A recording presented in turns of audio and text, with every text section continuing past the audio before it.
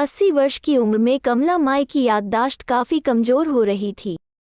उन्हें रोज़मर्रा की चीज़ें याद ना रहती थी, लेकिन जो उन्हें हमेशा याद रहता वह था सिर्फ़ और सिर्फ़ उनका बेटा पुलकित। दिन हो या रात, एक पल भी ऐसा ना होता जब उन्हें अपने बेटे पुलकित की याद ना आई हो। 4 साल हो चुके थे पुलकित को अपना देश छोड़कर विदेश में बसे हुए। इन 4 सालों में बूढ़ी माँ और ज़्यादा बूढ़ी हो गई थी।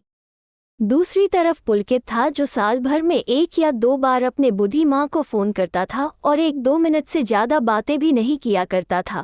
फिर भी यह बूढ़ी माँ टकटकी लगाए अपने बेटे पुलकित का इंतजार करती थी। एक दिन पुलकित का विदेश से फ़ोन आया।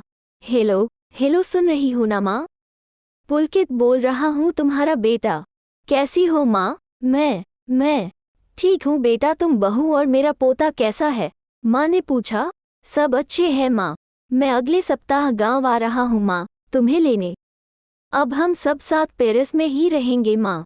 तुम्हारी बहू कह रही थी माँ को यहाँ पर लेकर आओ, बेचारी अकेली वहाँ परेशान होती होगी। बेटे की प्यारी बात सुनकर सूखी आंखें आंसुओं से भीग गई। उसके कमजोर शरीर के नस नस में खुशी की लहर दौड़ गई। पुलकित और अनिता का अपने प्रति प्रेम देखकर कमला माई का मन खुशी से भर आया।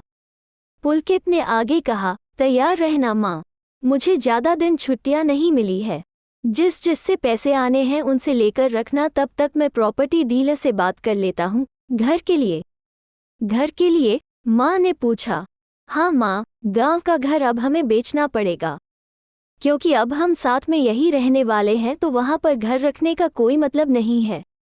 पुलकित ने कहा। बुढ़ापे की वजह से ठीक से चलने में असमर्थ कमला माई ने पूरे मोहल्ले में घूम घूम कर अपनी इस खुशखबरी को सबको बताई। सभी को खुशी हुई। सबको लगा मांझी के आखिरी दिन अपने परिवार के साथ खुशी से बीत जाएंगे। घर वापस आकर माँ ने अपने घर के कोने कोने को ऐसे देखा जैसे वो अपने दूसरे बेटे को देख रही हो। देखे भी क्यों ना, उस घर को अपने बेटे से कम थोड़ी समझा था। अपने पति के साथ 40 साल यही तो बिताए थे, लेकिन अब कमला माई बुढ़ापे के आखिरी साल बेटे और बहू के साथ बिताना चाहती थी।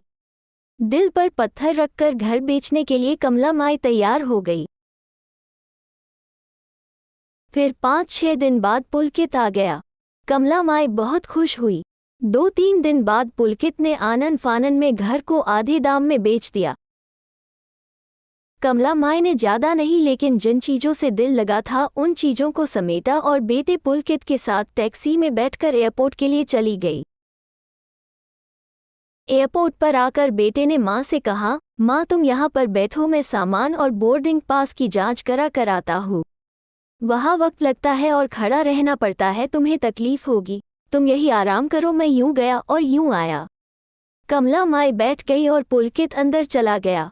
काफ़ी समय हो गया पुलकित वापस नहीं लौटा, तो कमला माई सोचने लगी, ज़्यादा भीड़ होगी इसलिए देर लग रही होगी। अब अंधेरा होने को आया, अब तो लोगों की चहलकदमी भी कम होने लगी। माँ को अब चिंता होने लगी। बहुत देर तक एक ही जगह पर बैठी हुई कमला माई को देखकर एक कर्मचारी ने आकर बहुत प्यार से पूछा, किससे मिलना है आपको मांझी? यहाँ पर क्यों बैठी हो? डरती हुई आवाज में कमला माई बोली, मेरा बेटा अंदर सामान की जांच कराने गया है। पेरिस जा रहे हैं हम। क्या नाम है मांझी आपके बेटे का? पुलकित नाम है मेरे बेटे का, कमला माई ने बताया। फिर कर्मचारी अंदर गया और थोड़ी देर बाद बाहर लौटा। उसने कमला माई से कहा, मांझी, पेरिस जाने वाली फ्लाइट तो दोपहर में ही जा चुकी है और आपका बेटा भी उस फ्लाइट में बैठकर पेरिस जा चुका है। अब आपके यहाँ बैठने का कोई मतलब नहीं है, आप भी अपने घर चली जाइए। क्या जा चुका है? कमला माई को जोर का झटका लगा। कमला माई की आंखों से आंसू की नदी बह रही थी। जैसे तैसे कमला माई घर पहुंची जो अब उसका था ही नहीं, बिक चुका था। कमला माई वही आंगन में तुलसी के पास सो गई। घर के नए मालिक को उस पर दया आई तो एक कमरा किराए से उसको दे दिया। पेंशन के पैसों से खाना और किराए का बंदोबस्त हो जाता था। दिन बीतने लगे। कुछ दिनों बाद घर के नए मालिक ने कमला माई से कहा, माँ जी, आप अपने रिश्तेदारों के यहाँ पर जाकर क्यों नहीं रहती है? इस उम्र में आपके लिए वही अच्छा होगा। नम आंखों से कमला माई ने नए मालिक को कहा कि मेरे बेटे ने ही मुझे ठुकरा दिया तो कौन सा रिश्तेदार मुझ जैसी अभागिन को अपनाएगा, ऐसा कहकर रोने लगी। कमला माई के आखिरी दिन बहुत ही कष्टदायी बीते। उम्र ज़्यादा होने की वजह से कमला माई दृष्टिहीन हो रही थी। न तो ठीक तरह चल पाती थी, न ही ठीक तरह से बोल पाती थी।